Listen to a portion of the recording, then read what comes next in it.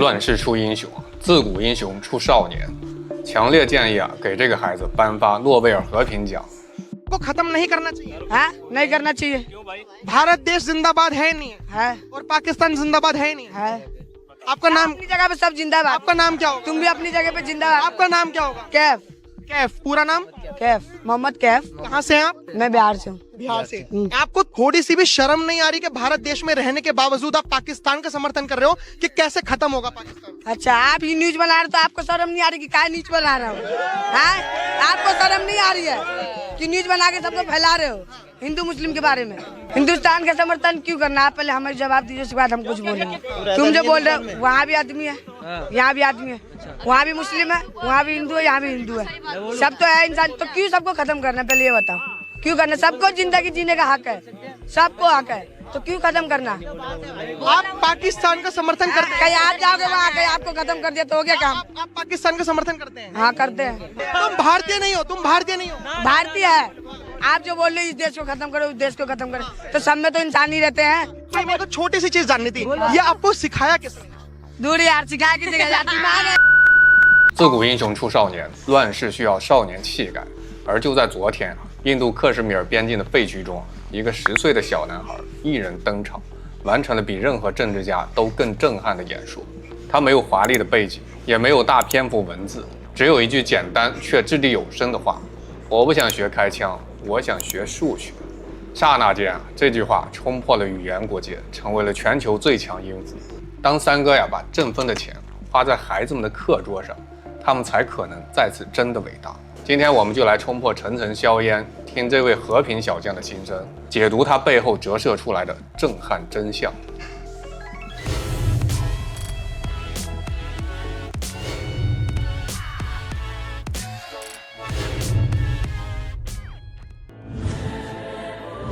大家好，欢迎来到老友记，我是大钊。前不久印度豪掷90亿美元采购了阵风战机，只为复刻以色列精确斩首的神话。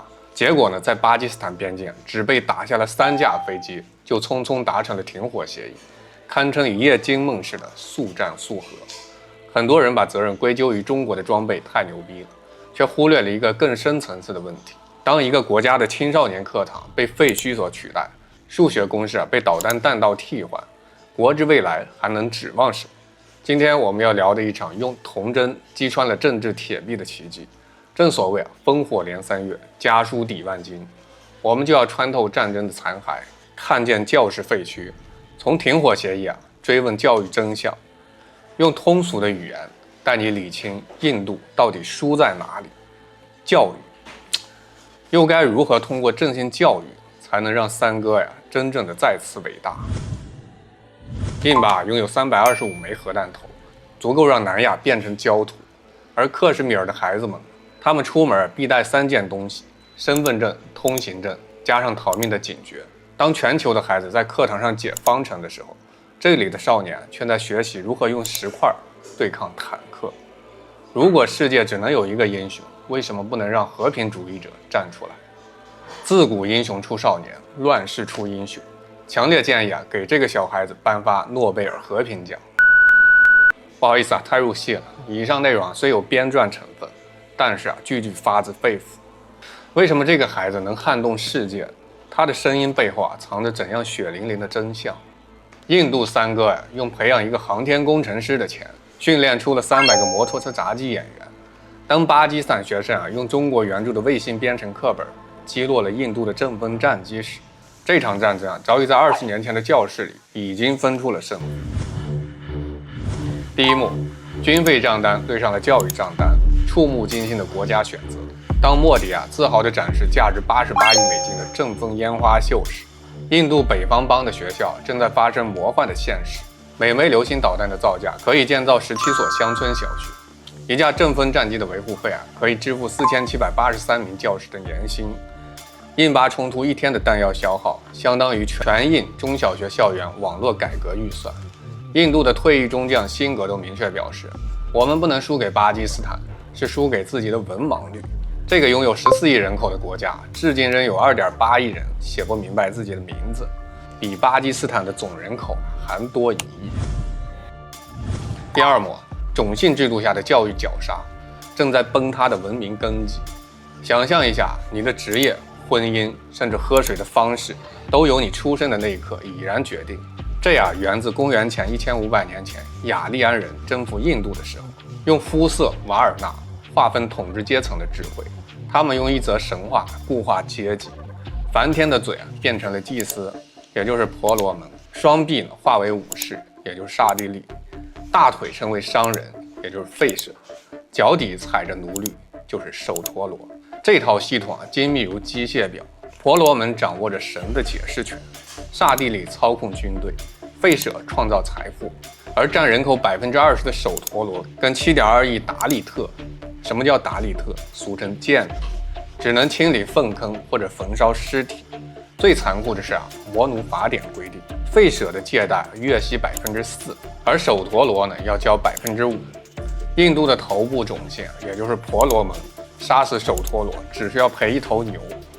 反之，首陀罗如果杀死了婆罗门，则要受到火刑的处罚。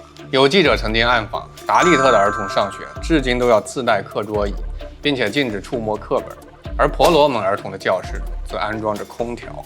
在比哈尔邦的现代种姓隔离现场，低种姓学生则需要付15%的教材费，电子课程都要按种姓分配 IP 地址。93%的 IT 企业高管都来自前3种姓。印度理工学院录取率0.017%，低于哈佛的6倍，但是80%的名额都被婆罗门所垄断。这种姓就像隐形的二维码。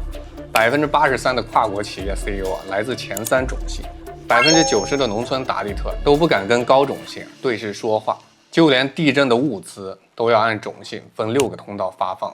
这种社会癌症导致印度天才少年只能给西方公司编写外卖 APP。印度每年损失1.3%的 GDP 增长。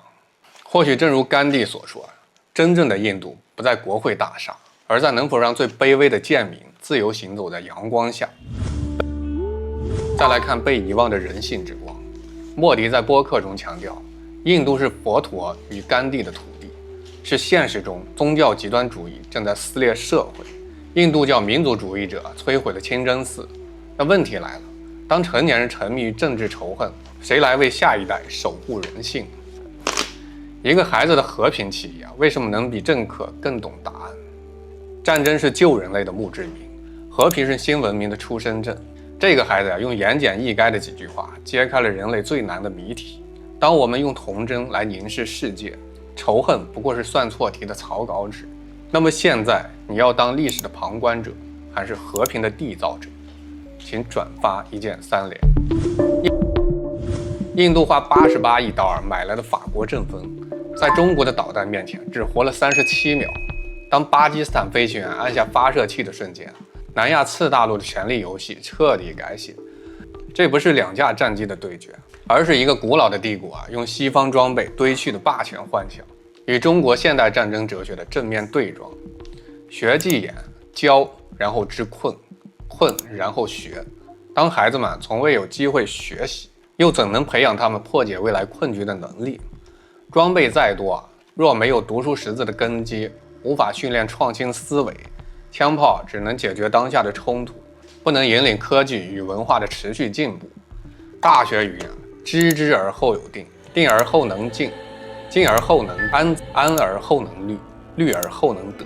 一个民族若没有扎实的人才根基，何来定、静？更遑论德。礼记大学有言：大学之道，在明明德，在亲民，在止于至善。当我们将巨额军费转投教室，将焦点从打赢下一仗转向培养下一代，才真正的把国家的未来筑牢。今天的教育就是明日的科技、经济与文化。当三哥把振奋的钱花在孩子们的课桌上，他们才可能再次真的伟大。当金戈落地成灰，当战绩归党成碑，留一方净土教书生，方是英雄播种时。感谢各位家人们跟大钊一起在老友记燃烧青春的热血，别忘了点赞、订阅、关注，带你解锁更多兵法照进现实的明朝。下期再见。